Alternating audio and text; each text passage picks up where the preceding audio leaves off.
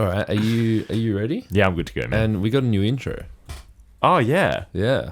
I've heard that because I listened to the podcast. Sorry, I'm used to podcasting with Dante.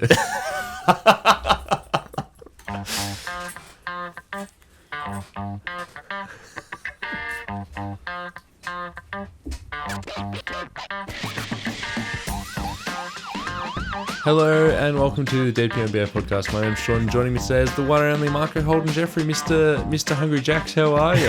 Good, Sean. Good morning. How are you? I'm good. Yeah. God, is this thing going to fade out or? Yeah, I was. Look, there's. I admit that was on me. I should have faded that out, and now I know. You know, this is why we record the pods, so I can learn what I need to do the next time. 400 pods in, and we're still learning every time. Obviously, new intro, and that's why I didn't know that I had to fade that out. But yeah, how are you? Yeah, good, man. I got in my car this morning at about 8:30 because my house is getting a deep mold cleaning today. Yeah. I have to be out of the house for 7 hours. Got on State Route 45 up to your place and gonna set up in Casa Sean for the day. Is that what it's called? St. George's Road? It's called? Yeah. I had no idea, mate. I was just gonna leave that one in for our American listeners, but yeah. Did you have any mold stories, or was it more the fact that we are working from home together? Man. I don't want to talk about the mold. You're right. I shouldn't have put it in the run sheet. It's been the bane of my existence for 2 months, and it's finally getting cleaned. Yeah. Okay. Yeah. All right. Well, funny story we can talk about. Giannis, number 7. Okay. Giannis is. Oh. Yeah. Giannis is really because the trade's official now. So Giannis is going to be wearing number 7. Oh my god. Bobby Portis, number 95. Why? Well, that's why it's someone on Twitter is just like you only pick number 95 if you are going to get up to some mischief. Like, Yeah. It's giving AI generated player in 2K. Well, they're not even AI generated. They're just like fill-ins, right? It's giving fill-in for a roster, but usually the fill-ins. And he looks like it too with the headband and the bald head. Yeah, because they're all bald with headbands. Yeah. Spot on. He was born in the year 1995. But that's not why you pick a basketball number, is it? Right? Well, I don't know, man. I can't think of any other reason. Giannis with 7 is I have no. What, following in Kevin Durant's footsteps? Is that the... That's exactly where my brain went. Yeah. But Giannis Antetokounmpo... Because the Heat have retired 32 and 33, but not 34. That's what he wore, right? Yeah, it's 34. It's 34. But Shaq was 36 in Miami. So Giannis... Well, they didn't retire it. They retired 32 for Shaq. Well, then that would be that would have been his number. Remember when they retired 23 for their club legend Michael Jordan? Giannis second div jersey. Because remember he's in Greece. Now that second div jersey, a bunch of Milwaukee Bucks jerseys come up. Classic.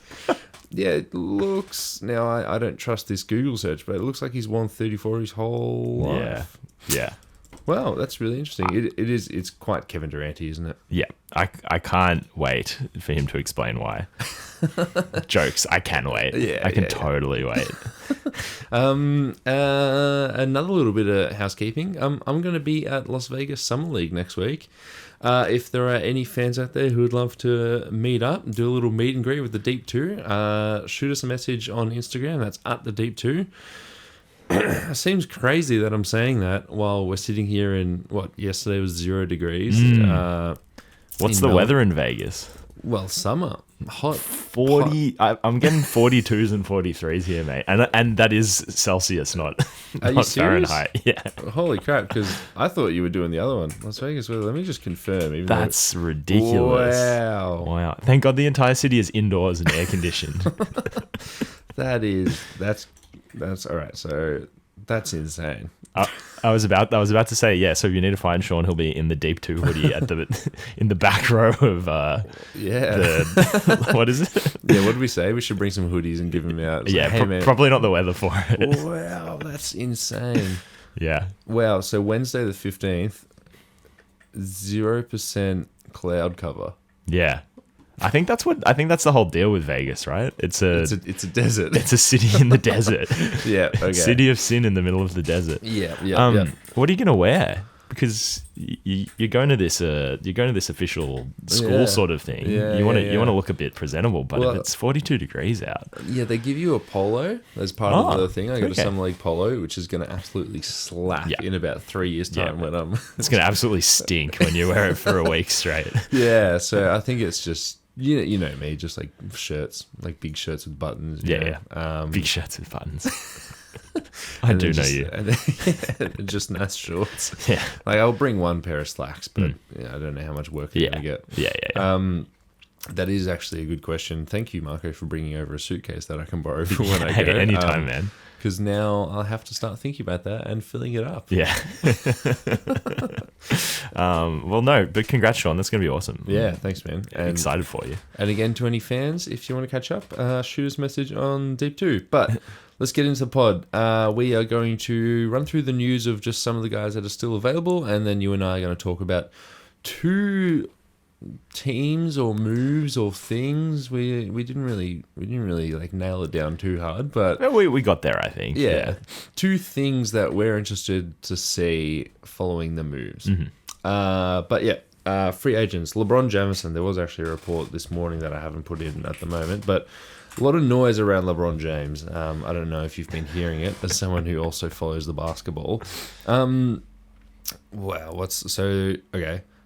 The most recent report is probably the worst one to say, but it was a quote from ESPN, Ramona Shelbourne, reporting that LeBron was, quote, 80%, unquote, sure that he was going to stay with the Lakers until the handling of free agency led to his exit. Obviously, the Lakers had other plans in mind, going with the Walker-Kessler route and cap space route. But before I get a comment from you there, I will just run through everything that we do have. So, Rich Paul controlling the narrative, pretty much putting LeBron's name to everyone and just keeping stuff in the news. Funnily enough, he said, oh, look, the Knicks, we probably would have signed with New York, but now they've won a title, we're not going to. A dig at Kevin Durant, and B, just free media coverage, right? Like, you just get the whole Knicks machine saying, oh, we could have had LeBron, 15 years after the 2010 decision. Yesterday there was a report that there was a, quote, growing belief, unquote, that he will return to Cleveland, coming from Mark Stein and Jake Fisher. And then John Krasinski from The Athletic says that the Timberwolves are increasing their efforts. They can only offer the minimum. And then Shams Charania reporting that the Warriors' chances of signing... Sorry, we've got live news. Dubs may target DeRozan. More on that later. Warriors' chance of signing LeBron appears dependent on trading for Anthony Davis. So... that tells us everything and nothing. What do you think of all this, Marco? Well, firstly, on that first report you mentioned, didn't he say he wasn't going to stay with the Lakers before they made any of their free agency moves? So, yeah. I mean, some of them could have been in the pipeline. I'm sure they were thinking of a Walker Kessler, Yeah, I think he didn't get contacted, right? Yeah. So I think he was like... He was available to be contacted by the team, and it just never... Again, I reckon that's pretty good press. Like, maybe 40%, 80%, I don't believe. Yeah. I don't know. I feel at this stage of it, it's quite strange because I don't really know who has... I don't think almost any team has any leverage here. Like, it is purely just like, what do you want? What do you want to do? And there's so, like... kind of weirdly, almost any destination seems possible because there's not like, hey, you need to go win a championship like there was in 2010. There isn't this like, all right, whoever you're going to is going to be like one of the best teams in the league for the next however long. And like, I guess the same with the Lakers move. There's options where those teams, maybe are already contenders and get bumped up, the contender standings with LeBron there. But also, if he goes to Cleveland or the Warriors, like, it doesn't matter. Like, that's very true. Like, the Warriors would just sell more tickets with LeBron James, right? Yeah. If he goes to the Wolves, where the Wolves they signed Trey Lyles in the past couple of days, so they're making serious moves. They've got Jaden McDaniels and Trey Lyles as the only forwards on their roster. So if they get LeBron, it's like, well, that's a legitimate depth piece. That would really help. They can only offer the minimum because they've got way too much money on their books. The Warriors, as a Warriors fan, who I would like to see LeBron James on my favorite basketball team, but it does kind of suck that it's like, hey, the Wolves pitch is, you could win the title with a new franchise. You have to sign the minimum. The Warriors pitch is like, hey, obviously come, do your final season with Steph Curry. But then it's like, okay, well, we have to get $15 million from the Warriors. We would never have considered taking the minimum. Or you have to trade Jimmy Butler for Anthony Davis, whereas no other team has that condition. Yeah. And I don't really believe into the Anthony Davis stuff. I think that's a little bit of a leverage play from Washington. But the fact that LeBron has only signaled that he wants the full MLE, which would involve us dumping Moses Moody to do it, that's a bit... I don't know, it seems unfair to me. Yeah. I mean, you would say that, Sean. No, but I get what you mean. Like, you don't want to... If you're getting LeBron for a season of vibes and ticket sales, or 2 seasons, do you want to take on the Anthony Davis money? And do you want Anthony Davis on your roster? Does that... and, Moses Moody, again, he's a good basketball player. He's not a great basketball player. He's not probably the future of the Golden State Warriors, but it's probably nicer if he's on your roster. In the post Steph Curry era, or whatever sort of rebuild you do over the next 5-6 seasons. Just a career backup, and if he's not going to be on the team, we can at least trade him for a couple of seconds, right? It's a value contract. It all signs do point to Cleveland at this point. Because I think so. He can get the money. He can get at least the taxpayer mid-level exception, but they haven't signed James Harden or done any other free agency moves. It's pointing towards Cleveland because he can have the wonderful story. They're going to film a documentary in his final season. That's confirmed. Nice story of back Cleveland, which sort of was the Warriors' point, and then contend as much as you can without taking the minimum. Cleveland are obviously closer than the Warriors, so. Yeah, that's my pick. Would you agree there? Yeah, I going into this pod, I was like, yes, Cleveland seems like the most likely. Where would you like to see him the most? Apart from the Warriors. Honestly, Denver. Yeah. Denver, who are going to shed some salary and hopefully keep Peyton Watson, or probably won't keep Peyton Watson. We'll talk about that later. I just think Jokic with LeBron would be incredible. It's like a extremely supercharged Aaron Gordon. Yeah. Which is insane to say about a 41-year-old, but that would be my favorite spot. What's your favorite spot? That's a good call. I've weirdly come around on the Sixers. I think that would be it would just be such an electric season. They would have the best starting 5 in the league, from day dot. And then, I think they're still in the position with the age and form of Jaylen Brown and Tyrese Maxey and Vijay Edgecombe that all right, let's just have a season of LeBron and Embiid, and then when LeBron's gone and Embiid is even more injured, we can think about what we're in a really we're still one of the 6 best teams in the East without those 2 players on the roster. Just Edgecombe, Maxey, and Jaylen Brown. Yeah, that's awesome. Yeah, that is pretty cool. Yeah, that's. Interestingly, the Cavs are also not making moves, not only to keep their money open, but they also want to keep roster spots open, as was reported by Jake Fisher and Mark Stein, to pay the Thanasis tax. Yeah. Here being the Bronny tax, saying that they might have to trade for Bronny, and I imagine that trade is nothing, right? Just cash. But they might have to bring in Bronny to LeBron's next team, which is... that sucks. Yeah, right? I guess it's also what is Bronny going to do on the Lakers next season? He was fine, right? What's the point? Yeah. I guess the point is he's LeBron's kid. That's the point. If you drafted someone 55th or 54th or wherever he went, and then he played as well as he has through 3 seasons or through 2 seasons, you would actually be quite happy. You'd be good, awesome. I think we said this at the time when it was it's a bit of an overreaction to be oh my God, I can't believe the Lakers took him with the 6th last pick in the draft. Yeah. This is exactly the production you get from a late second rounder. If they're still in the NBA 3 seasons later, you've done a good job. Yeah. Moving on, Jalen Duren. Detroit are still waiting on him to come back and sign a deal, despite not upping their offer. He has started engaging with teams on a sign and trade because the only teams with cap space are... Well, the Clippers just used up quite a bit of their cap space. Not that they had max cap space. They used someone Rui. So just the Nets then? Just the Nets, but the Nets...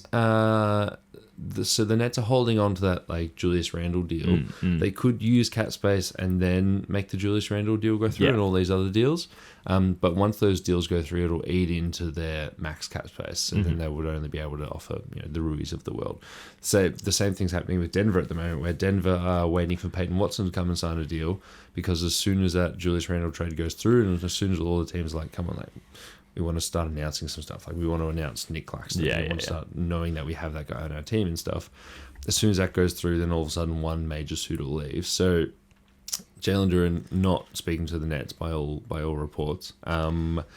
So it's just sign and trades, and the only team with actual traction there is the Kings, and that would be a sign and trade based around Domantas Sabonis. Well, I mean, I still think this is just noise, and that like there would be no good reason for either party to part with each other. Like he, I get it. He had an underwhelming playoffs. Maybe you're hard limited with a player like Jalen Duren, but like he's really good.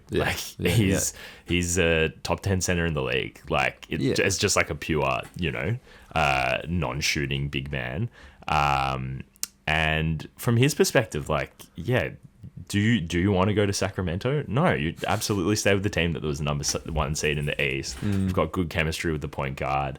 Like, I mean, the organization likes you and wants you.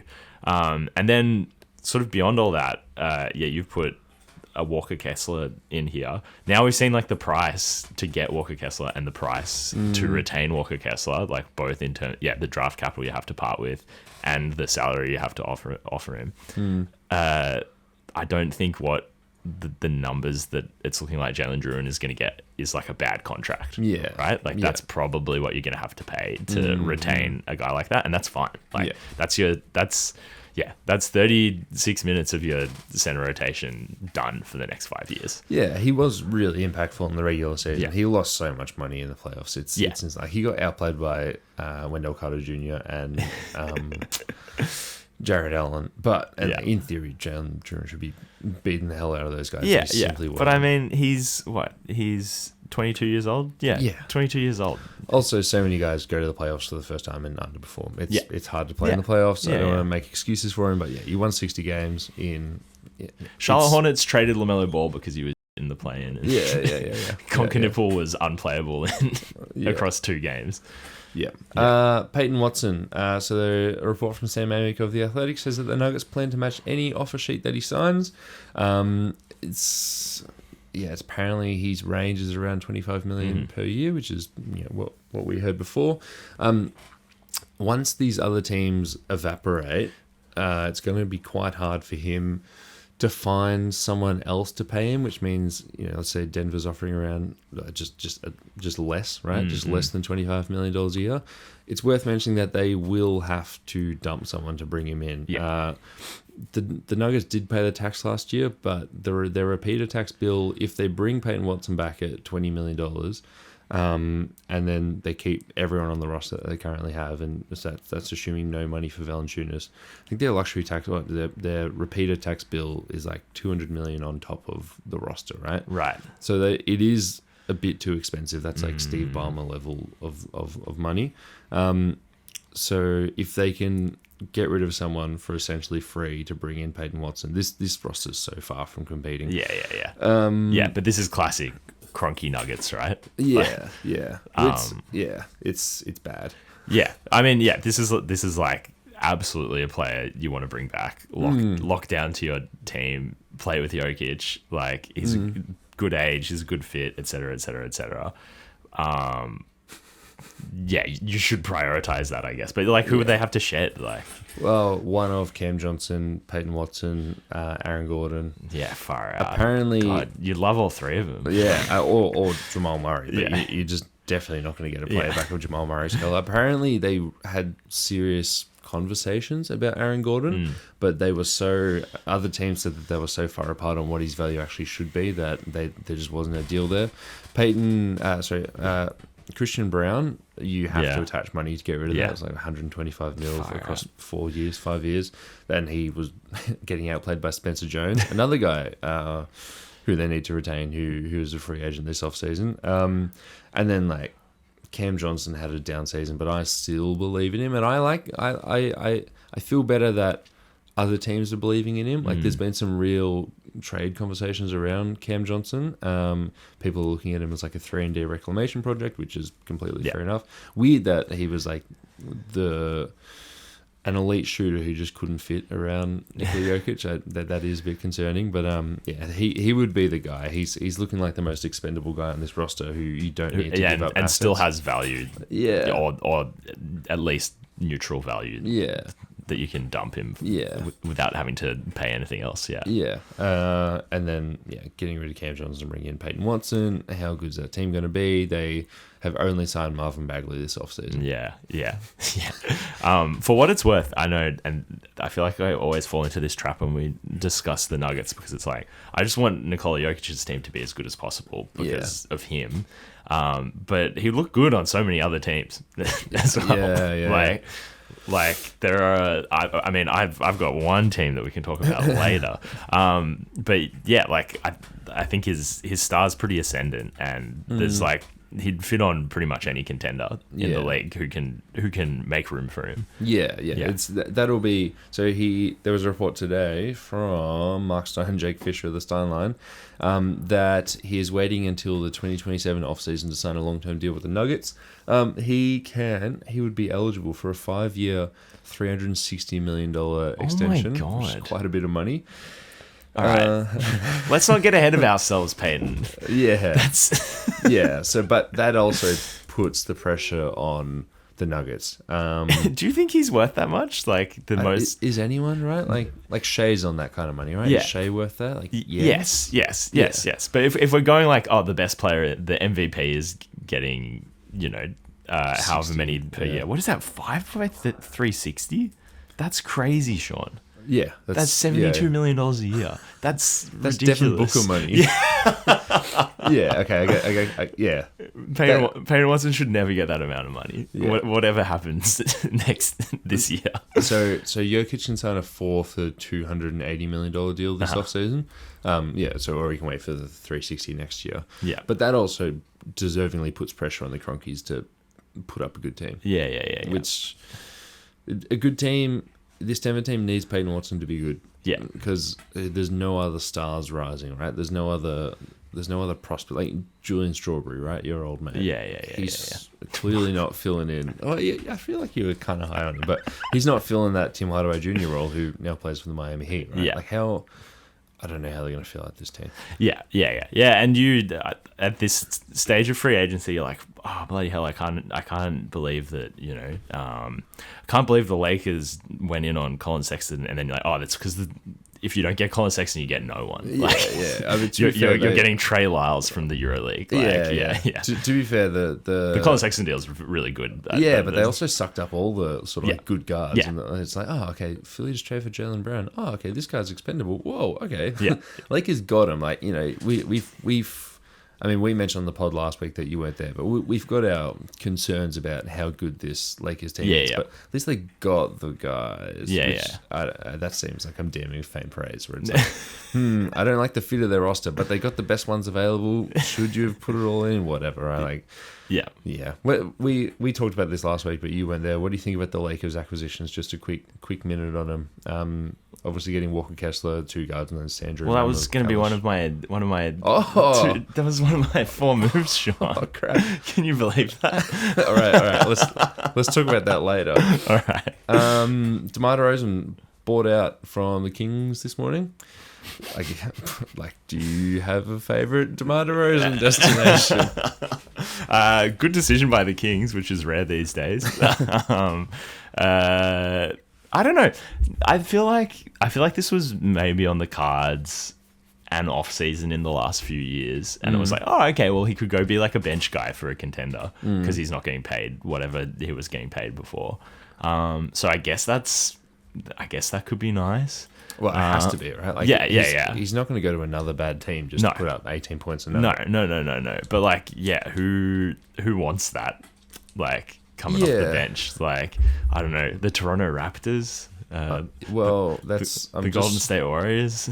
Well, yeah, actually true. So the Warriors do have interest.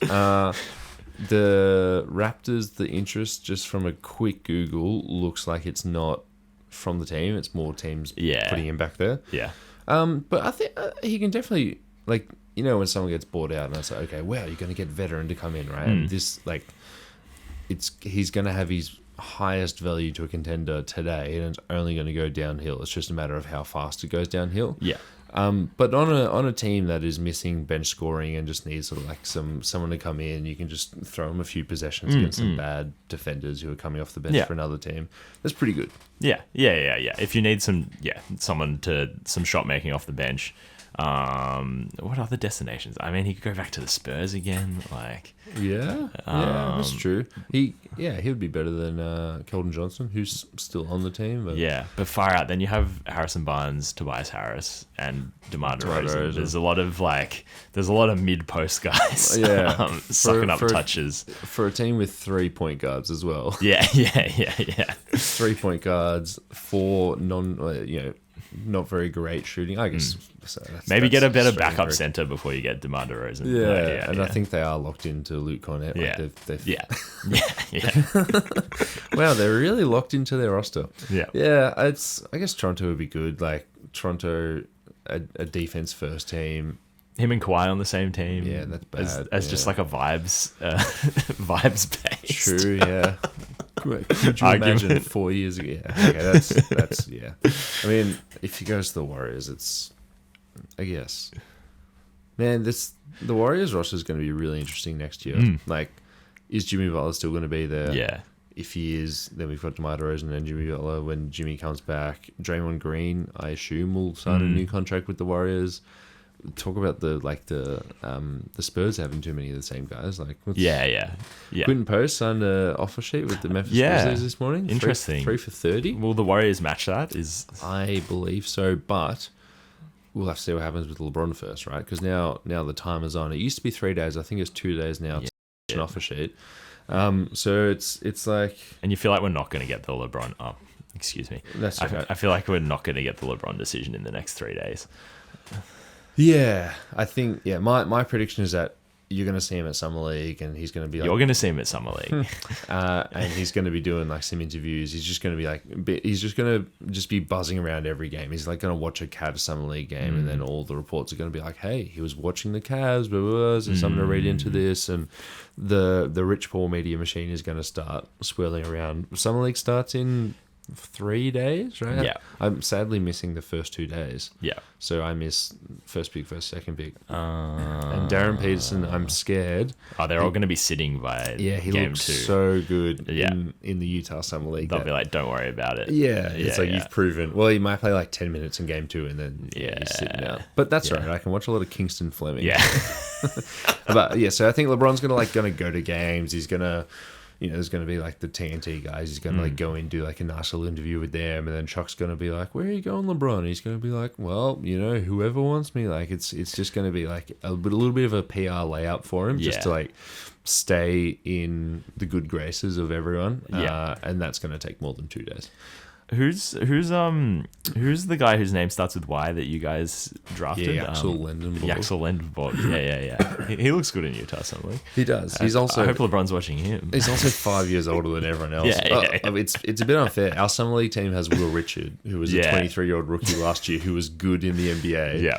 Yax, who's 24 years old. Yeah, we've got some sage veterans on our Summer League team. If you got LeBron, if the Warriors got LeBron and DeMar DeRozan on a minimum, would that be the most total points, total NBA points on a roster of all time? Yeah, it'll be the most 2K13 thing anyone's ever done.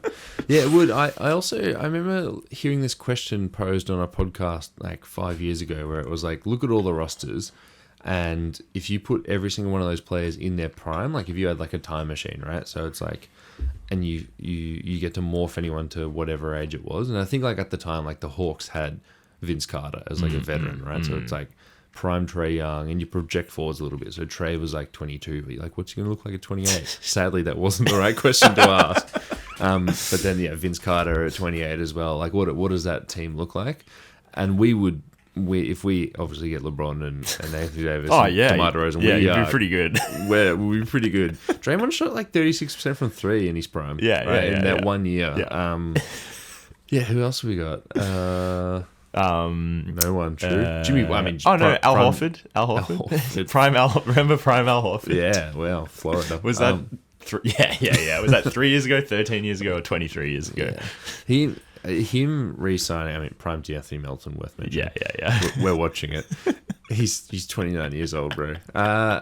Worth mentioning Al Horford just enjoying San Francisco and signing a $14 million deal with us across 2 years. That's not what I expected was going to happen this free agency. Why is he not chasing a ring elsewhere? I don't know. He's done it, man. Like, yeah. Okay. He's again. How old is he? He's 40. He's 40 years old. Let him. He's 40 years old. He won a ring when he was extremely old as like a key contributor to the team. Just let him. Your watch has ended, Al. Now you may rest. Yeah, true. All right, well, do you want to talk about Rui and then take a break? Yeah. Rui, 2 years, 28. Just below the full mid-level exception. The Clippers are operating as a cat space team. Some of the Clippers as a crucial depth piece. Maybe we can talk more about that after the break. I would just say, and again, I don't want to put the cart before the horse, but I just don't really understand why the Lakers didn't try to bring him back, because they seem to like him. He fit, he fit well for them, and I mean, he's the sort of player they need. Like, they need a big-ish wing who can shoot the ball. Yeah, I don't think he's that good. I don't love him. I'm saying this in a like I don't love him. I just also don't. The other options on the market are not better than Rui Hachimura. Yeah. Okay. That's a nice little minute, and let's take a break and speak after the break. You want to talk WNBA? Maybe some WNBL? Australian Opals chat? Heck, even dabble in some EuroLeague? Find the W Basketball Show on the Deep 2 Podcast Network. And we are back. You guys heard Marco giggle right after that break, and you're probably thinking, "What did you say, Sean?" But it wasn't funny. It was a salmon fishing. Have you seen that movie, Salmon Fishing in the Yemen? No. Yeah. Okay. What was the last movie you watched? I watched. Oh my god! Why can't I remember this? I watched a movie like probably a day or two ago. Yeah, I'm just going on my Letterboxd. I'm going on your Letterboxd myself. Smiley Face. Have you seen that? The Grigoraki one with Anna Faris? No, but I clicked on it when you logged it. Was it good? It was. It's like stoner comedy. And I hate to say this, but it really makes you feel like you're stoned. You know when movies about drugs don't get it right, and you're like, nah, this is so lame and stupid. The whole movie, you're like, oh my god, what the hell's going on? Like, oh yeah, that's right. That's what it's like. Well, because I watched Dude, Where's My Car on the weekend. Yeah, right. Thinking it was going to be hilarious. It just full wasn't at all. Yeah. And then we went down a bit of an Ashton Kutcher rabbit hole, and like, he's in some of the worst movies of all time. Oh, yeah. And he's like a horrible guy in all of the movies, and you imagine him in real life as well. Yeah. And also, he defended the 70s show abuser. Yeah, that's crazy because it was pretty indefensible. Oh, yeah, he covered up for him. He also like made a statement about how he's a good guy. Yeah. Him and Mila Kunis, actually. Bloody hell. What a sorry lot of people celebrities are. What a sorry sort of, God, sometimes your diary tab on Letterboxd is just... It's just insane. Mine? Yeah. Like, sometimes you watch 6 bad movies in a row. I know. I'm on a hot streak for bad ones. Yeah. They came together as good. That was really funny. Yeah, it's really funny. But we got onto it because we were watching How Do You Know? Right. Which is just a Reese Witherspoon rom-com. 2010. Half star, crazy. Seriously, the worst movie I've ever seen in the history of planet Earth. Like, it was so bad. And we kept Googling, is this a spoof? Is this a spoof? Paul Rudd, Owen Wilson, Jack Nicholson, and the plot is, you almost have to watch it. It's so bad. Right, okay. And directed by James L. Brooks. Oh. Who did He's Ella McKay. Yes, which was hugely panned as well. Yeah. Because James L. Brooks. Now we were talking about Albert Brooks before the the pod started. I don't know if they're any relation. No, yeah. So I've gotten them mixed up because James L. Brooks is the guy who was a writer and producer on the early Simpsons. Yeah. This. I think that's right. He co-created sitcoms, blah blah blah, and The Simpsons. Yeah. So it's the same guy. Yeah. Far out. Yeah. Simpsons, great show. Don't know if you've ever watched it, but it's fantastic. Yeah. Thanks, man. I mean, the broadcast news and as good as it gets. Yeah. Terms of Endearment, really highly rated films, and then he hit the 90s and just, I guess he made The Simpsons, and they just never did anything good ever again. Yeah. Anyway, here are two teams each who we're interested in talking about for reasons purely selfish. Do you want to go first? Or? No, you go first, Sean. Yeah. I'll go first. Who are you excited about? I'm excited about the LA Clippers. I think they're looking like, and the news of last night about Rui Hachimura just confirms this. I think this is like an island of misfit toys with a really, really good coach, and when healthy, one of the best point guards in the league. And this, I'm viewing this team the same way I viewed the Phoenix Suns last year, which a little bit of an asterisk because the Suns were one of 16 teams who were trying to win, right? Yeah.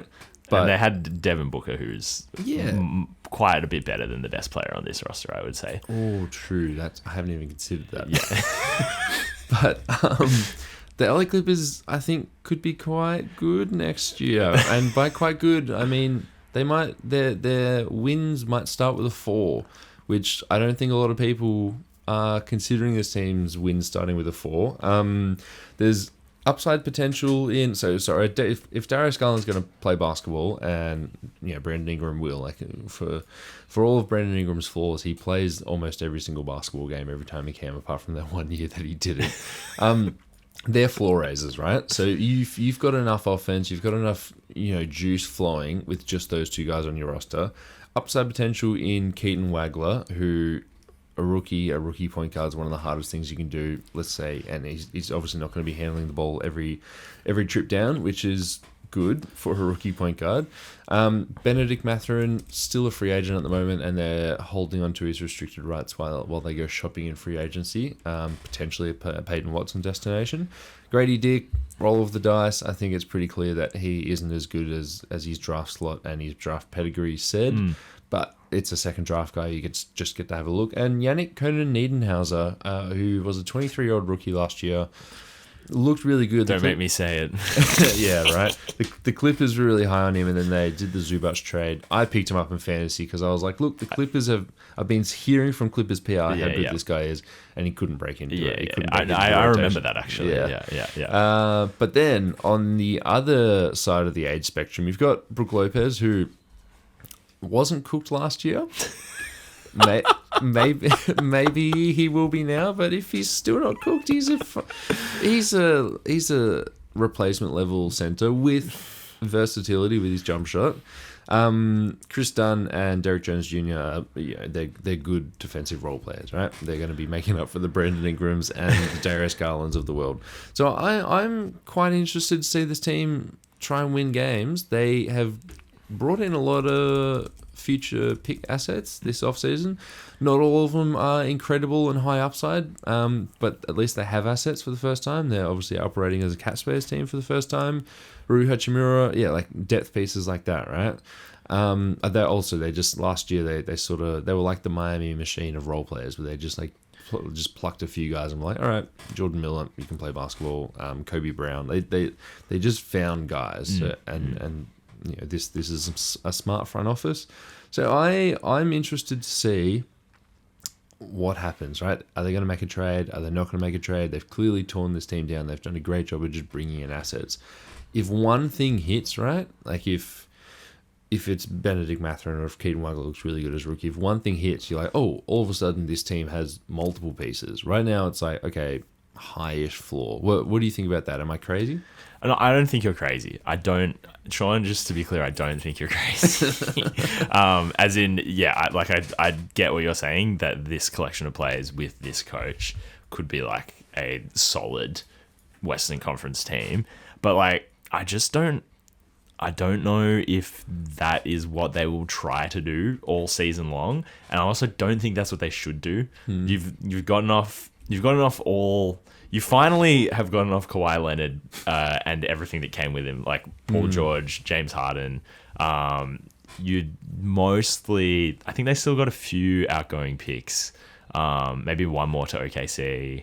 Yeah, and then they have a few actually. Yeah. But like you've, like I think beyond 2030, they control most of their draft future, and they've started accumulating other picks. So like you can start to kind of imagine what like the next young LA Clippers team looks like, but you're not in full control of your destiny for the next like 3 seasons or whatever, right? That's true. Yeah. So just to confirm, OKC can swap in 27 and Philly can swap in 29. So they have the 28 and then 30 onwards. Yeah.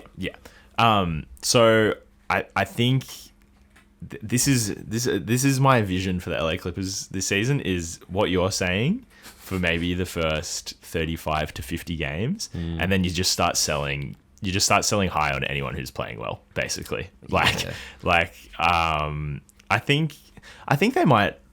I mean, we'll have to see, but I think they might really like Garland. Obviously, like Keaton Wagle is like it's awesome to get draft a player like that after the season you've just had from the trade that you made for Zubac. Like that's such a good such a good piece of business, and you'll be really happy about that player. But like your Chris Dunns and your Derek Jones Juniors, if they're playing okay and you can get 2 seconds or like a bad first before the trade deadline, I think you take it. If Brandon Ingram plays well and someone's like, oh, Brandon Ingram, oh my god, I love that guy. I think you shed him without a second thought. Like I don't think you go being like, oh cool, let's see what noise we can make to the end of the season. But I do, like you know, Brandon Ingram last season, I was like, far out, it's going to be so bad on the Raptors with him and 4 other players like him. And he was actually like just really key to them being a good team. Like, obviously you're so happy, you're so fine with moving on from him for Kawhi Leonard, and also just to make room for Scotty Barnes to be like the wing on the team. But you're right. He puts up a good 22 points a night. And also the way, obviously the draft lottery rules changing, a lot more teams are going to be trying. If a team wants, like, let's say someone's in that relegation zone and they want, that's going to be a really hard discussion. Where it's like the Kings are like, oh, we need to make our pick better. Let's trade future assets for a guy like Brandon Ingram. Insane. But that's also not bad for basketball. No. Darius Garland's really good. I really like Darius Garland, and that's my guy, right? Like, I've always liked him. He's like your OG guy from this pod, isn't he? Like, You and Dante bet a chocolate Carabao on who would be better, Darius Garland or Colin Sexton. 7 years ago, and it just keeps paying off for me, and I keep reminding him of it. I got it wrong, by the way. They don't control their 28 pick. That's Philly owned that. Oh. Yeah, so they don't have any. They have incoming picks that they got from Boston. Sorry, not Boston. They have incoming picks elsewhere, but so maybe they're looking at like the next 3 years are just win as much as can, floor raise, but maybe not, because with the flat lottery odds, then as long as you have a ticket, right? Yeah, that's kind of what I mean. Is like I foresee them being more like the Utah Jazz from a few seasons ago, where they'd win like a bunch of games at the beginning of the season. You'd be like, wow, awesome. And then they'd shut everyone down. Except instead of shutting everyone down, they'll just sell on. I don't think they'll shut young guys or good guys down. But like, if there's no incentive to be really bad and there's no incentive to be really good for the next 3 years, like, apart from just like selling tickets, for sure. They could also be in the relegation zone and it's like someone else's pick is just worse because you were in the relegation Yeah. zone. They're in the unique spot where they actually have nothing to play for, whereas like the Kings and Yeah. the Pacers last year and the Nets, Yeah. they all have stuff to play for. Yeah. Yeah. Yeah, but I do think like you were saying last season they were just getting value off guys, you know. And yeah, I mean, if Tyler's happy to stick around on a team like that, maybe he's not. Maybe he wants to go, you know, coach a team that Can win. win. Yeah, that can win in the next 3 to 6 years. But if he's happy to stick around, like they can probably just keep getting reclamation projects like your Grady Dicks and either turning them into good basketball players you can keep or turning them into good basketball players you can get assets for. You know? Like, And if the Benedict Mathurin free agency, because like what the hell do you do there, right? If he picks up his qualifying offer, goes into next year with a no trade clause, 1 year deal, and like he's out to prove a lot of stuff. Like that's. Yeah, there's swings, right? There's swings, and if one of them sticks, this team's all of a sudden sneaky deep. Yeah. That's and what I'm saying. The other thing, Steve Ballmer is still like the richest owner in the NBA by a long shot. So even if you're bad and you have to pay the tax one of the seasons you're bad, like he doesn't care, you know. How's this? Someone becomes available, like it probably won't, but like a Devin Booker, right? Someone becomes available. And the Clippers are floating around 500. Do they trade Keaton Wagler and a couple of picks that aren't their own, right? Do they trade Keaton Wagler and some of the picks they got in some of these other shed deals? And all of a sudden it's Darius Garland, All-Star you've traded for, Brandon Ingram, Brook Lopez, Derrick Jones. Like, there's probably got to be money going out, so it would be Brandon Ingram. What do you think? If that's the price for Devin Booker, No, okay, like it's full not right. That's like Yeah. the 5th pick plus future picks. Yeah. That's I mean, quite but an also attractive you don't know. package. Jaylen Brown went for Paul George and, you know, two first-round picks, like one that wasn't the team's own. Like, that could be the Devin Booker package in 6 months when he's like, you. Excuse me, right that way. bleep you. No one's gonna have any idea about what you would have said when a bleep comes into that. Trust me. But and I mean, this is the thing. This is this thing I struggle with the NBA as of late. Is like, if that deal comes up, you're not close to being as good as the San Antonio Spurs or the Oklahoma City Thunder or the Minnesota Timberwolves. Like, wow, insane! You mentioned them in the same breath. Yeah, I don't Good know, on but you. you know, like those guys. Like, this roster plus Devin Booker. Let's just keep using him as an example.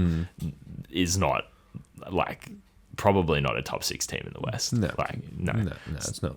But then do you not do it? Yeah. Do you not do stuff because you're worried? Like, I remember teams were worried about the Warriors, right? Yeah. And they were saying, do we want to push all our chips in now or wait till Steph Curry's like a couple of years older?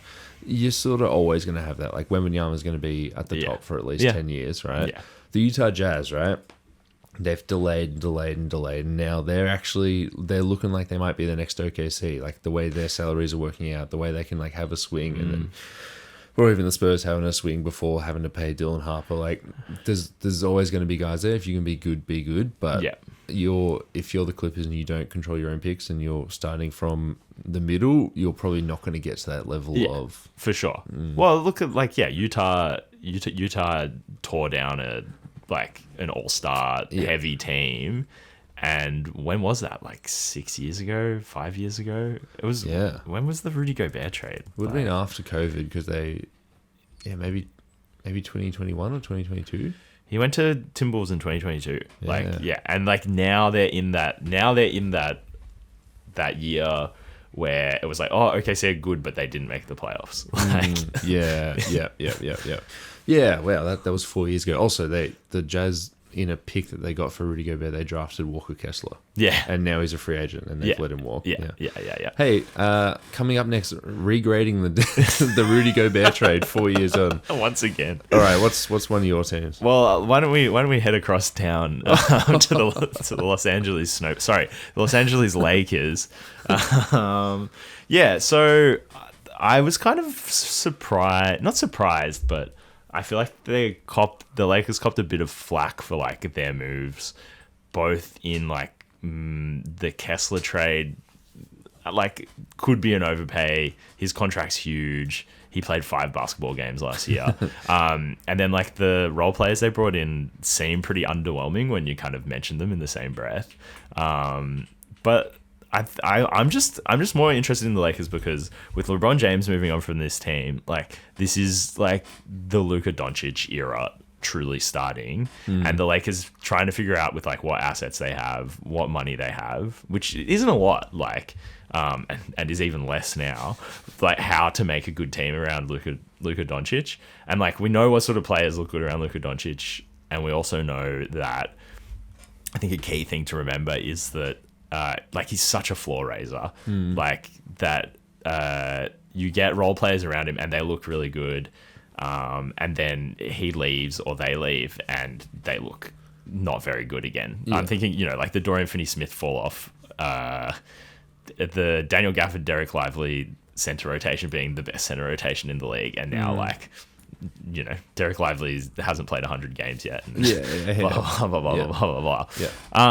So yeah, I think the deals for Quentin Grimes and Colin Sexton both really, really good value for like the sorts of players they are. I think just the sort of like cheap contracts you need to put behind Luka and Austin Reeves. Backup scoring, bit of backup playmaking. I think Grimes is like really good. Like I'm really high on Quentin Grimes. What's his best defensive position? The 2. Yeah, right. Yeah. Well, and I'll continue to ask that question at the end of your little keep going.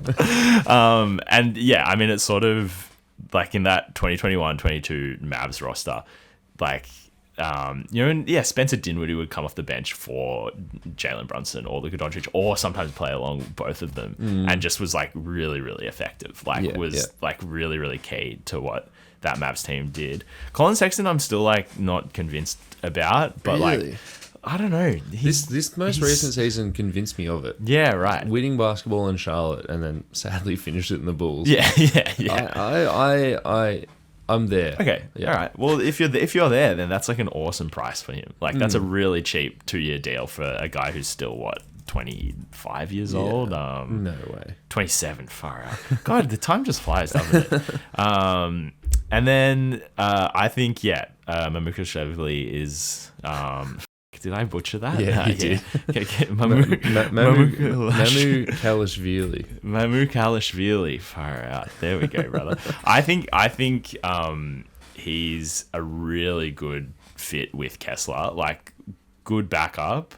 As in like a different option at the 5, can space the floor a bit, but also like I can see them playing minutes together, like not extensively. Like I wouldn't want him starting at the 4 for the Lakers, but like you can imagine moments when it's good to have 2 big guys, and it's good that one of them has shot the 3 pretty well. Yeah, it's the meta. Yeah.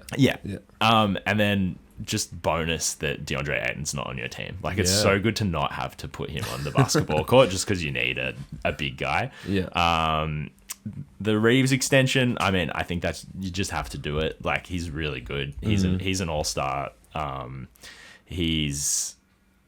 that's you have to make that extension. I don't think any team doesn't. And also we have a blueprint of a Luka Doncic finals team. And you might think like, as we saw with some of the James Harden teams, like a Patrick Beverley type, right? Just like a 3-and-D point guard.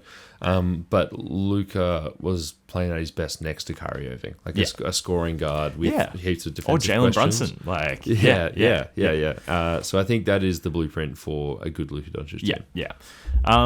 Walker Kessler, I'm extremely worried about it. Like obviously the fit's awesome, but. Yeah, he played 5 games last season. He's got this shoulder injury. It's had it since college. Like, has he really? Yeah. That's one of those guys said it on one of those pods. Classic. They love doing that. So it's not like it's like it's not like okay, he's had this bad injury. It was a hard rehab last season, but he's going to come into this season healthy. Like it's obviously something that plagues him, and like shoulder injury on a big center who jumps and catches the ball a lot is not good. And then like they also just have no one who can play on the wing. They have like Jake LaRavia. He's maybe a 4. They drafted Cameron Carr, who projects to be a defensive stopper, but you drafted him at pick what, like 20-ish, 20 something. Yeah. And then they've moved on from Rui Hachimura, who however you feel about him, like started a lot of games for the Los Angeles Lakers over the last three seasons. Was it 3? I feel like he was there for quite a while. Yeah, he got traded from Washington. Yeah. And then just the players there in the running for 4 seasons. 3.5 seasons in LA. That's impressive. Good work, Rui. It's impressive. Yeah. For the guy you are. But and the names they're linked with are Jonas Valanciunas, Kevon Looney, and Jonathan Kuminga, and that's just like big Palinka guys, right? Yeah. All people with names. Yeah. No, like uncovered gems. Yeah. Like you're not trusting this team to like Miami Heat and LA Clippers. They're not going to manufacture a role player. Although, I mean, they have in the past, but they haven't since their last championship. Yeah. Sorry, can I also say there was a report 16 minutes ago that the Lakers will not be signing DeMar DeRozan. Oh, fantastic. So it's again not going to be a wing stopper, but like he's again that Rob Pelinka kind of guy. Where it's like someone with a name you can bring in, give them a player option when they don't deserve it. Yeah, fully. But like Kevon Looney was getting DNP-CD'd for the New Orleans Pelicans last season. Like him being involved in his name being tied to a few teams that aren't the Warriors just confuses me. I get the Warriors thing, bring him back as like a developmental coach type who's the 15th. Go play in spot. Spain, you know. No, I don't think he can, man. He's not good enough. I think his body's cooked, and he's a 6'9" center. God, it's insane. You gave him $8 million. He's only 30 years old. Really? He's the prototypical. I thought you were 35 when you came into the league. Have you seen his college highlights? No, actually. Have you heard of him? They're good. So good. Yeah. He was wearing Kevin Durant's number, and he looked just like Kevin Durant. And as soon as he got drafted, oh no, that's right. Yeah, and he just didn't project to be that type of player at all. No. Yeah. The move I would like the Lakers to make, if I were the Lakers, is somehow getting in the Peyton Watson conversation. Like if you can get in a sign and trade for him. I don't know if they can. But they just don't have the assets, right? Like they just can't attach anything to get him, even if there's numbers that make sense. Yeah. Okay. That does make sense. I wrote here that he's a Rich Paul client. I don't know if that's a good or a bad thing. Now that LeBron's not on the team. Clutch Sports doesn't have as much interest in getting players to the Lakers now, but maybe they still have the relationships. Who knows? I think I really like those. I really like every move they've made. I've got a lot of concerns about Kessler, and there's obviously still moves they need to make. But I just think that a Luka Doncic team is always going to be better than it looks like on paper. And it's just going to be really interesting, like on the court, to see what he does now. He's just fully got the keys, and there's no like, all right, how do we fit the greatest player of all time at age 42 around you? Yeah. And then every move being with him in mind, not with him and LeBron in mind. Yeah. I was also going to write this team for that exact reason, right? Like, I love the idea of, okay, now you're fully building around Luka. I love the fit of Austin Reeves, even though there are giant questions defensively. It would be awesome if they had PJ Washington and Dorian Finney-Smith, like prime DFS to paper over it. Because now when you go against an elite ball handler, who's on him? You're probably starting Quentin Grimes, and an elite ball handler. Okay, you're gonna have a ball handler sized guy guarding him, but who's guarding the three? Like, who's guarding Jason Tatum? Like, it's Jake LaRavia, who should be coming off the bench, right? And then schematically, what are you doing, right? Like, Walker Kessler is a ground-bound big. You've got no switchability on that roster. Luka, if he has any strength, it's maybe that he can, like, throwing up parentheses, that he can guard. That's a quote mark. that he can guard 1 through 3, right? So it's like maybe Luka should be switching, but then like the most success he had was with Kyrie Irving, pretty static defensive team. Austin Reeves, same problem. there's so many questions. But I mean, he's going to average 35 points, and it's an offense built around him. Yeah, yeah, and Walker Kessler is going to shoot like 85% of the rim.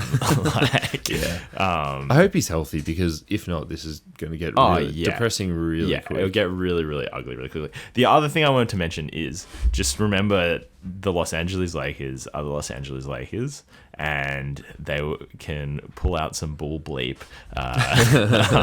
Like they'll just get someone who you thought they couldn't get for absolutely nothing. And I feel like that target is never obvious at this point, and then they get them, and you're like, why didn't I think of that? True. They get one guy. Yeah. But is Chris Middleton? What do you think what's the ceiling for this team this season? Like if Walker Kessler plays 68 games, and everyone else stays relatively healthy, they get one more not very good wing / big. Like what's the ceiling? Is it 52 wins? I was gonna say 50. Right. And now everyone's trying. There's no free wins to pick up. I think maybe it's 49. Right? Like, and the 49 wins got you the 6th seed in the West last year. Bloody hell. It didn't even get you it didn't even get you in the plane. There's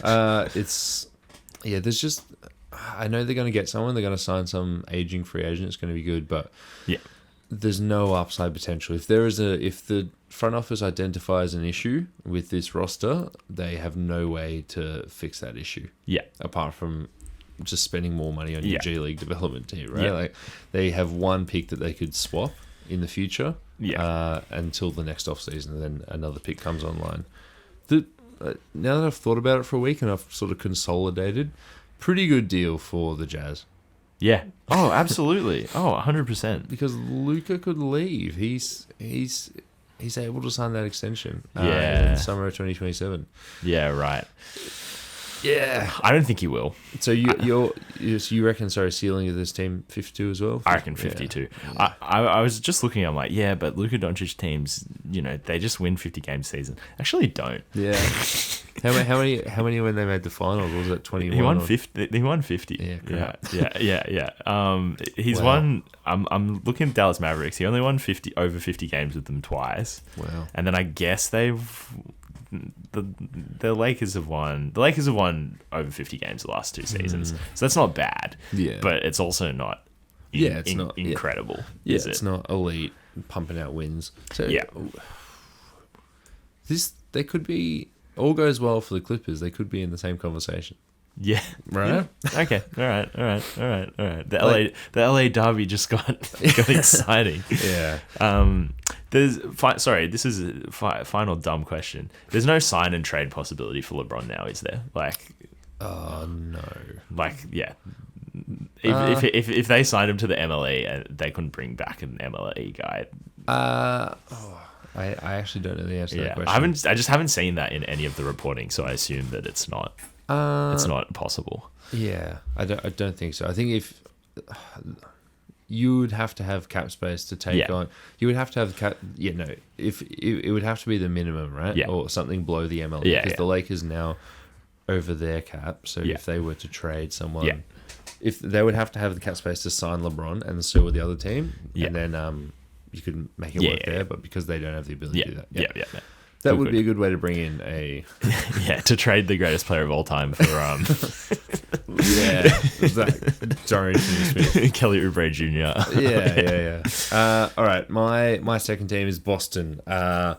And Boston's other move. So obviously there's that big move. It's like Voldemort, he who should not be named. Can you tell I just watched the 3 Fantastic Beasts films? They were so bad. He's not even in that one. Yeah, but it's the vibe, it's all wizardy. Terrible movies. Yeah, have you seen them all? Nah, I watched the first 2. Oh, dude. The first one I was like, second one, I was like, what are you doing? What are we doing here? The third one's the best. Yeah, right. And because it's got Mads Mikkelsen. He takes over as Grindelwald. So there's 3 Grindelwalds through the series? He was...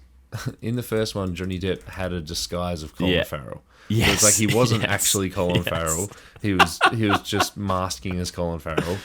And then he's fully in the second one, and then they dumped him Yeah. for the third one. Yeah, because that was during the Amber trial, Amber Heard assault case. Yep. Also, the movie was just cursed.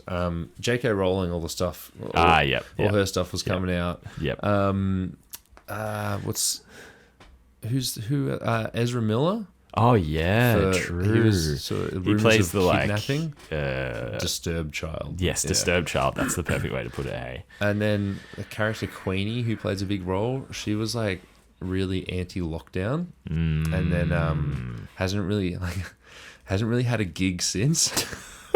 And then Tina, one of the main characters, was like she didn't like J.K. Rowling's stance on most things, and especially like her lack of trans rights. So she it said that she was dealing with complications from COVID and couldn't make most of the filming for the third movie. But apparently that was just a ruse. She just didn't want to be there. Wow. So for someone who had like 80% screen time for the first two movies. Yeah. She's hugely in it. Literally 2% screen time in the last one. Yeah.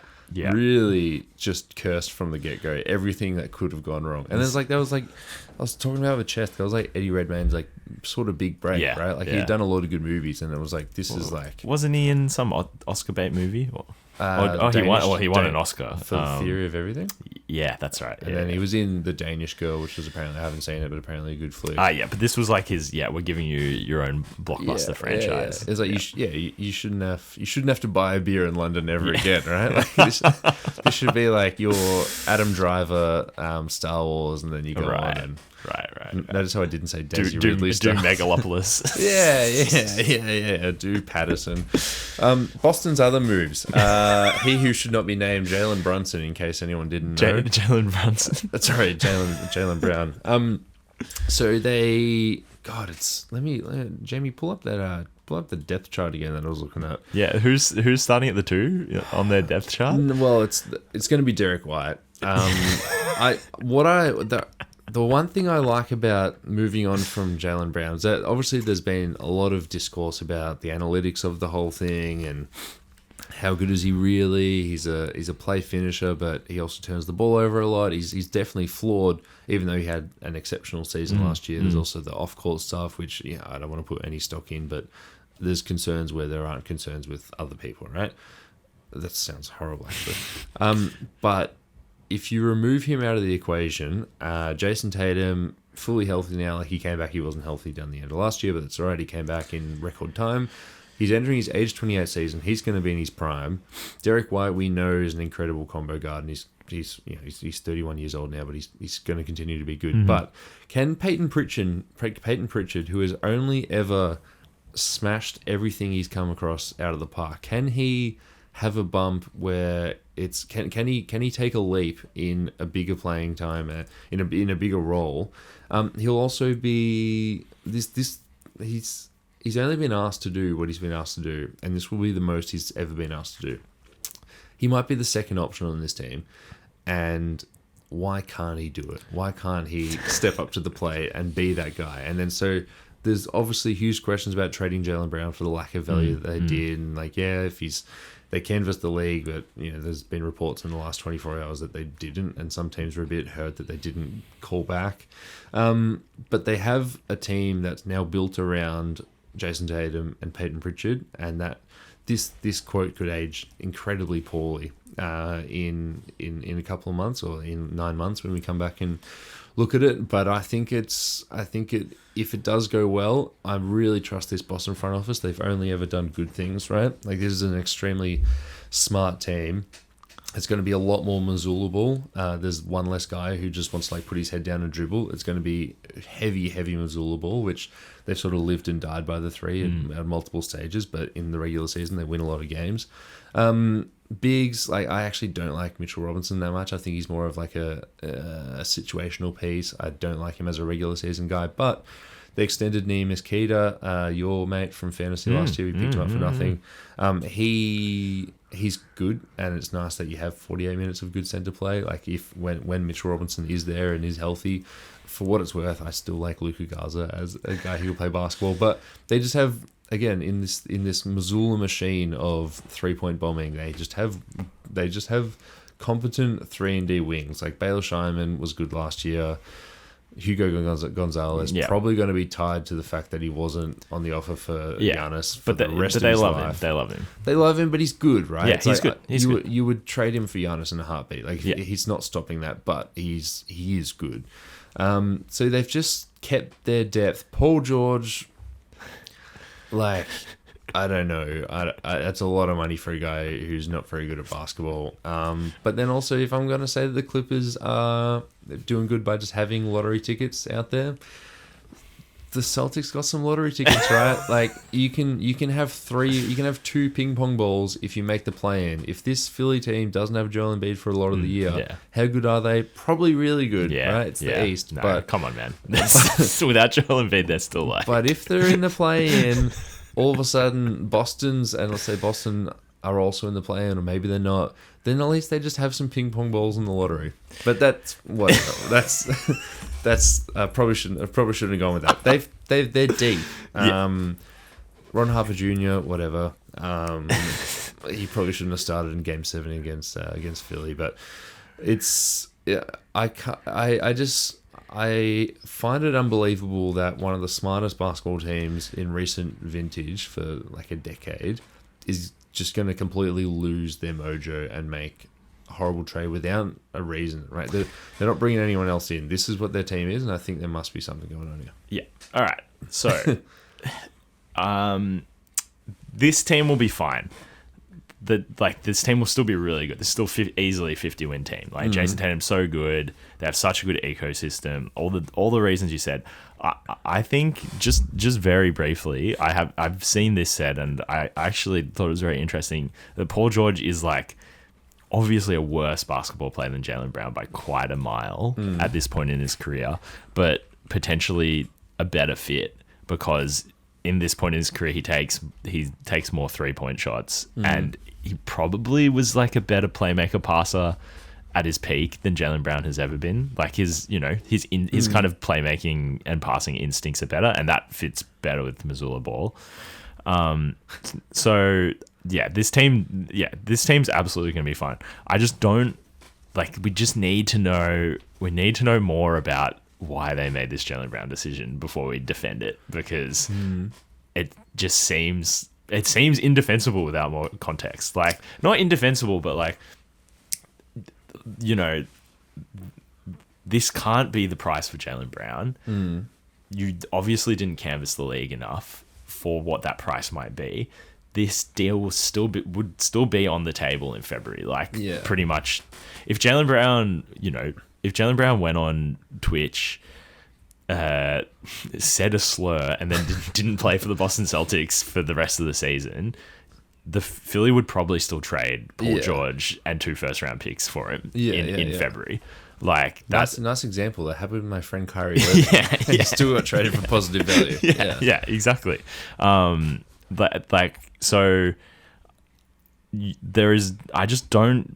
still don't understand the reason why you can't hold on to him and for even like a few weeks and try and patch things over, because it was like the moment they weren't in the Giannis conversation, he went out the door. So I know I'm not saying anything new here, but this is my first time talking about it on a podcast.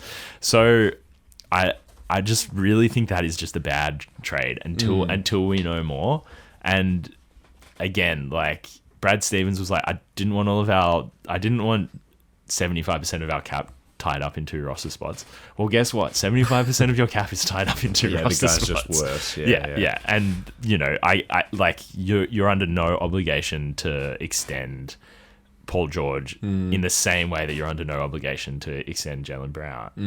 That now you don't have to extend Jaylen Brown, which you probably would have had to do at some point in the next 18 months. But that's the next 18 months. Like there's so much time to figure out,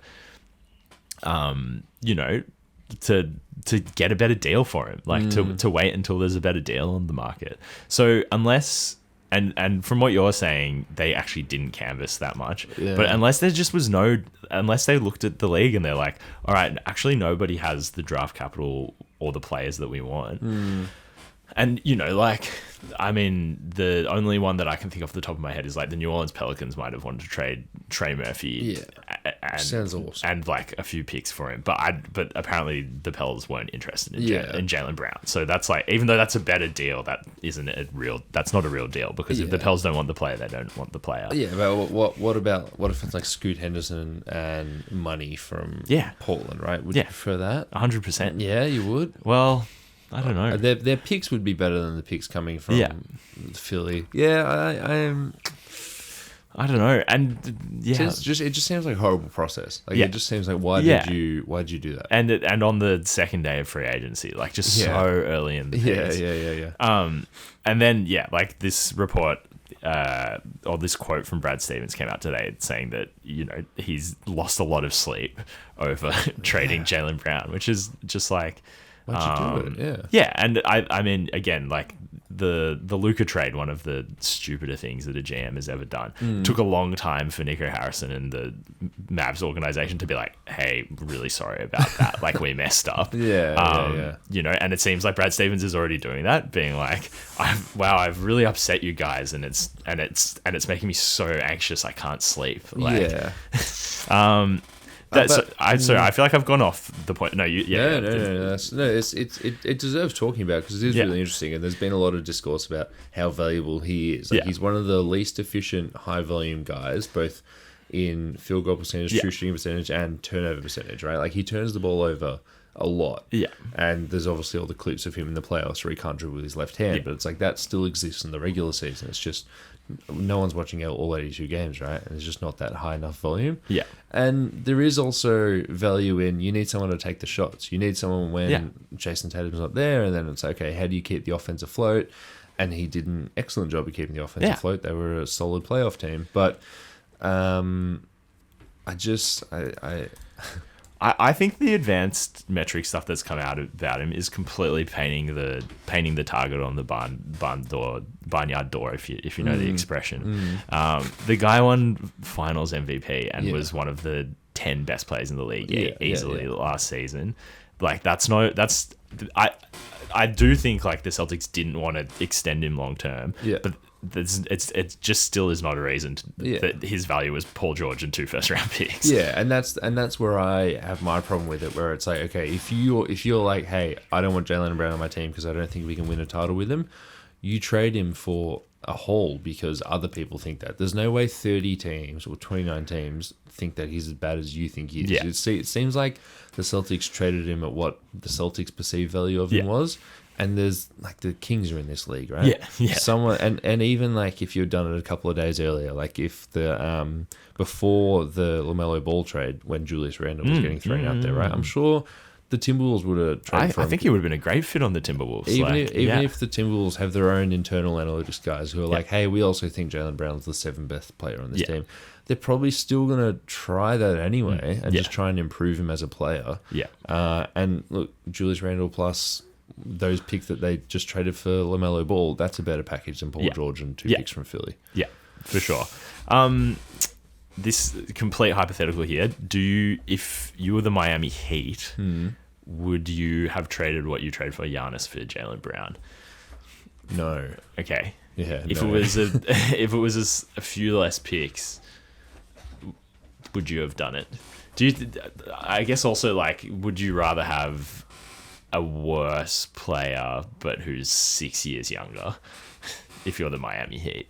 Is he 6 years younger? Well, how old is Giannis? Yeah, like 31. Jaylen Brown's got to be about 27. Oh my God, Giannis is 31. What the hell? Sorry, just completely forget that I said any of that. Jaylen's 30. Like Jaylen's 30. He's 29. He's 30 in October. Like, yeah, I 6 years younger. Sorry, I completely forgot Giannis entered a composed age. Yeah, I would not do it. Even though Jaylen Brown was all NBA last year and he's always been in the periphery. Giannis is obviously he's incredible. Yeah, when he's healthy, he's MVP. He's a multiple time MVP. And I think they gave up too much for Giannis today, right? So Jaylen Brown tomorrow. Yeah. So I actually genuinely thought Giannis was 3 years older than he was. He's giving that, right? Yeah, he gives 34.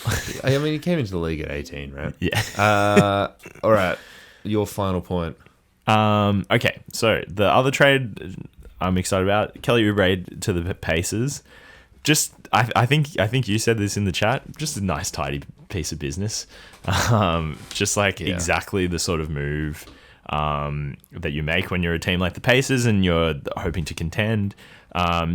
Like I really liked him in his Philly stretch. Like I feel like it was this nice like reinvention of him as a player. Like obviously came into the league maybe projecting to be like a go-to scorer type guy, and it's like, no, okay, he's a 3-and-D role player, like who has a little bit of shot creation. Tries really hard. He's a good size for the position that he plays. He's tall and long, and I think stylistically he'll fit really well with this team. Like he plays fast. He's athletic. Good transition player next to Hallie. Never hurts. Exactly. And like, I think what's more interesting about this is like, at the moment, this is like the first time with this deal, this is the first time in the Indiana Pacers history they're going to pay the luxury tax. Like this is the first time they're over the cap. Obviously, they can duck under that pretty easily. I think by losing my boy Jarace Walker. But like I think it's just a really interesting signal that it's like, okay, for the first time ever, we're so sure that we're gonna be really good that to be fair, they should though. Like, they made absolutely. Yeah, sorry, you're right. I'm giving them an A for what should be a C. But like, it's nice to see. It's nice to see, and I think like this roster's in a really, really good spot. Like they have such good guard depth. Like they have really, really good guard depth. Now their like wing depth is a lot better. Between like him, Siakam, and Nesmith, that's like a really nice wing rotation. And then like we haven't seen. Really excited to see Zubac's like fully healthy on this team, and like that kind of center rotation of him, J Huff, bit of Pascal Siakam as a small ball 5 is like really, really, really nice. For the way this team plays.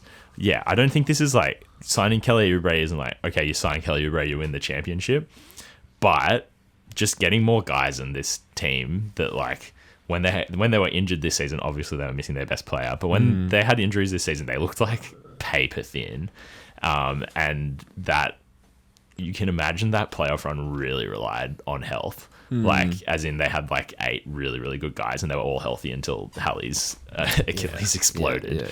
I think just adding a good veteran depth piece who's just like the perfect fit next to your best player is a really, really good move. The other thing I want to talk about is, that deadline deal for Zubac was like a bit of a gamble with the protection on the pick, which obviously didn't pay off. But now you look at like what Walker Kessler has commanded on the open market, and like he's a lot younger.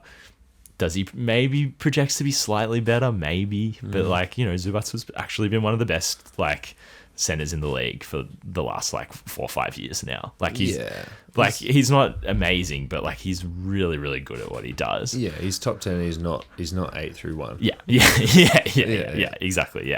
So now both what you gave up to get him and the contract you signed him to, which is about 21 per year versus 32.5 per year for Kessler. Like that looks like a much better piece of business now that you know what the price of that is of like a top 10 again, not 8 through 1. Those might be the 9th and 10th best centers in the league, and you got him on a much cheaper. You got him for a much cheaper price on a much more team friendly deal, and you still got like the sort of player who fits really, really well next to your best player. Yeah, the only qualm I have about the Zubac thing is that like Miles Turner unlocked something for him by playing the 5, just by having 5 out shooting. And it's like everything they were running with Hallie and Siakam was based around 5 out shooting. But then in their finals run, they did play Topman a lot at the 5, and they just outscored guys. And then they were doing a lot of defense for offense, and so like they still have Topman there who sort of was injured and then just took the rest of the year off. Really, It just tactically, I think it hurts them a tiny bit. Also, when you said Jarace Walker, I was like, "Hey, is he?" Because he was the one who snapped his leg, right? Or because there's him and another defensive power forward that I always get. I think they were drafted. Did he snap it? Did he snap his leg before he started? No. I don't think it was Jarace Walker then. It's that other guy. He plays for Utah now. Power forward, snapped leg. YouTube. Taylor Hendricks. Oh, Taylor Hendricks. Yeah. So the draft went. No, different guy. Pacers drafted Bilal Coulibaly, traded him for 8th, Jarris Walker. Yeah. They got like a second in that trade up. Yeah. Then 9th was Taylor Hendricks to the Jazz. Yeah. All three of them were like the exact same player. It was like the morass of 3-and-D wings. Who's going to make it? Yeah. So Jarris Walker didn't snap his leg. Yeah.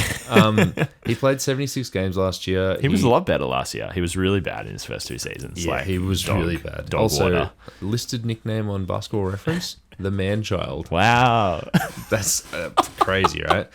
And I was going to say he was jacking up threes, but per 36, he actually only got up less than one more per 36 minutes. But he shot 37% from 3 on 4.7 attempts. Yeah. Obviously, the per 36, it's hard to extrapolate out. He was playing 10 minutes and then 15 minutes. But he played 26 minutes last year, and he was shooting 5 threes a game. And he shot, and he wasn't above playing average. with Tyrese Halliburton. Yeah, You know, yeah. who gives you a little bump to that for sure. So proper depth, right? And it's like in a world where you talked about it, the Spurs and the Thunder, where it's like, how do you stop them? You know, the Jazz are coming.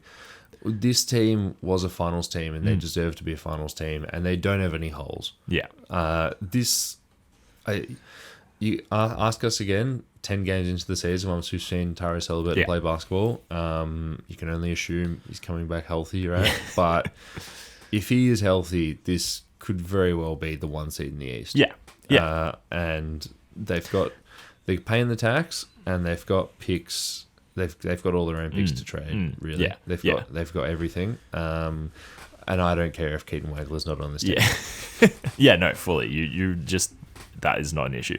I think the other thing is, if Hallie isn't fully healthy and he has to maybe, let's say he Jimmy Butlers it and he plays about 50 regular season games and then he's really healthy in the playoffs, like they could finish 5th and make the finals. Like, Yeah, a lot of Rick Carlisle system wins, right? Where it's like, hey, Nevhard's playing the 1 today. Yeah. And then Siakam's taking 18 shots. Like, yeah. Ben Shepherd, I mean, he's probably not that good, but Ben Shepherd's starting at the 2.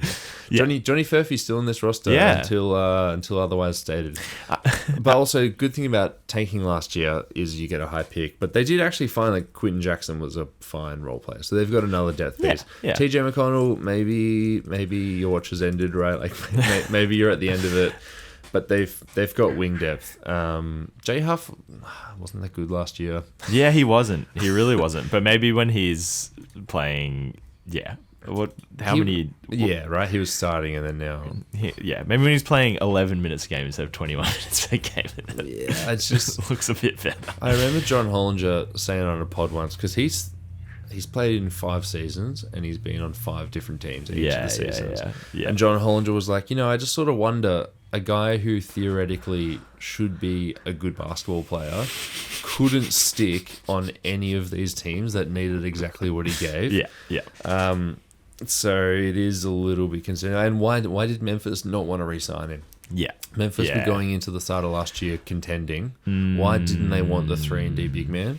And apparently John Hollinger, after saying that, did a little bit of research and asked around, and everyone's like, oh, he's fully the worst rebounder we've ever met. Yeah. He's 7 foot. No. But Miles Turner, notoriously bad rebounder, And what's your point? They went to the finals with him, man. Yeah. This is full non-analytic basketball mind, but every single player who was involved in that finals run, I just love. I'm just like, yeah, they're awesome. Like, Ben Shepherd's awesome, and it's like, no, he's not. No, he's but I can't shake the association of watching that team play. So Jay Huff, I'm like, nah, forget about it. Who cares about him? But Ben Shepherd, he's a really solid piece. Yeah. Well, I mean, Micah Potter got a call up last year. I think it's his 5th year in the NBA. I didn't know that. He got a call up. He was playing in the G League, and he was driving with his girlfriend, and he happened to be filming or something. And then she said, "Oh, hey, check the news." He checked the news, and the Pacers had signed him to a 10-day, and then that 10-day went to another 10-day, and then ended up in end of season contract. he shot 52% from the floor and averaged 10 Yeah, points a game for yeah. a team that wasn't trying to win basketball games. Yeah, I'm shocked by that. Listed- Is he still on this roster? Is he on a... Yeah, like he would, yeah. High school, Mentor in Mentor, Ohio. Okay. Well, that's some of the names. Good on you, mate. I don't know. It's this Good on you, Micah. this roster doesn't jump off the paper, and it never did. Yeah, And they made the finals, Yeah. and we trust them. Yeah, and they added a guy that everyone likes on a really good deal. Yeah, So, yeah. you know. Yeah. All right. Well, Mark, that's the bloody pod. Before we go, is there any? I'm probably going to watch your New Orleans Pelicans live. Are there any guys I should keep an eye out for on your summer league roster? Oh, man, I actually haven't looked at our summer league roster. That's so fine. Should I? Just quickly pull it up. Give me... here we go. Derek Queen might be playing, or is he too good now? Wait, this is 2022. What the hell? Here's the 2022 roster. Oh, you've got Kobe Buffkin. Yeah, I was like, Najee Marshall? He's not going to be on that roster. Oh, here we go. Najee Marshall. Yeah, like, definitely keeping an eye out for that guy. Oh, Melvin Council Jr. I feel like you or Lucas mentioned him. Council Jr. You got Micah Peavy. Yeah, but I mean, like, I've seen him play basketball in the NBA. Yeah. So yeah, I mean, if he breaks out, like, definitely let me know. Yeah. Micah Peavy is my ball knowledge guy for 20 years from now when I get stopped on the streets of New York. Yeah, you're walking around New Orleans, you're wearing a jersey, and like, name some Pelicans. He's wearing Brandon Ingram's old number for what it's worth. So 14 is a pretty tough number. yeah. Kobe Buffkin. Yeah, Kobe Buffkin. Kobe Buffkin. He's been in the league a while now. Yeah, it's almost embarrassing. But Yeah. he's not good. What am I going to say? Hunter Dickinson. Oh no, he's 25. Did he actually play for us last season? Yeah, he played 5 games. Oh, So wow. he's a big white guy, and I think we signed him to a 2A, and I was like, oh, okay, and yeah, he's not good. But, Yeah, it must be hard to watch basketball down there. Well, that's not going to happen anymore. That's actually not going to happen anymore. Hunter Dickinson won't be playing down the end of next year because the draft lottery. You can't tank. Yeah. You can't tank fully. Yeah. Well, we weren't tanking last season. Hey man, True. we weren't Yeah, tanking. Yeah, holy crap. We were DMPing, CDing Jordan Poole for play reasons. Yeah. God, that's embarrassing. All right, Marco, I will speak to you next time. Yeah. Have fun in Vegas. Thanks, man. And remember, what happens stays. I won't be able to say anything about the pod.